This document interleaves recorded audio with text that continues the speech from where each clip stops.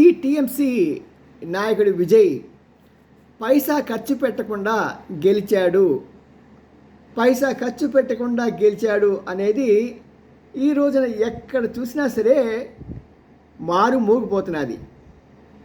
వాస్తవం ఎంతవరకు ఉంది అనేది నిగ్గు తేల్చే ప్రయత్నంలో చూస్తూ ఉంటే అతనికి బ్రహ్మాండంగా చర్చ్ ఫైనాన్స్ ఉంది.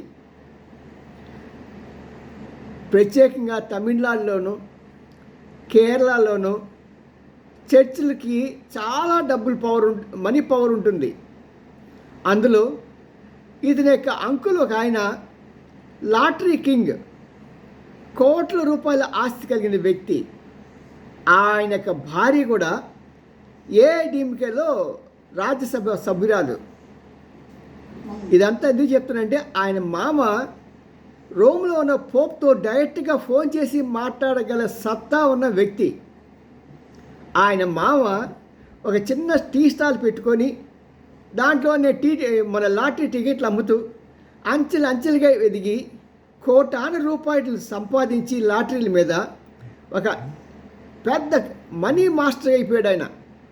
ఏ పార్టీకైనా సరే ఆయన కోట్ల రూపాయలు ఫండింగ్ ఇచ్చి తన పబ్బాన్ని గడుపుకుంటున్న ఆయన తన మేనలుడైన విజయ్కి ఎక్కడ కష్టం కలగకుండా, ఎక్కడా తెలియకుండా కావాల్సిన ప్రతి ఏర్పాటును ఆయనే చూసుకున్నాడు.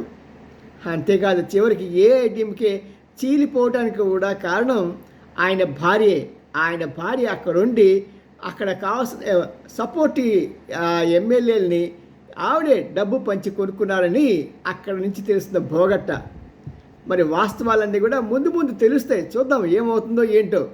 కానీ మనం ఇలాంటి సంఘటనల్ని పాపం పవన్ కళ్యాణ్కి ముడిపెట్టి ఆయన యొక్క ఇది మానసికంగా కృంగచేయటం అనేది అంతకన్నా బుద్ధిహీనత ఇంక ఏది ఉండదు. ఏదైనా పార్టీ కానీ ఎవరైనా వ్యక్తులు కానీ చేస్తుంటే ఇప్పుడే తగ్గిపోండి, చాలా తప్పది. కంపేర్ చేయడానికి వీలు లేని పరిస్థితి అది.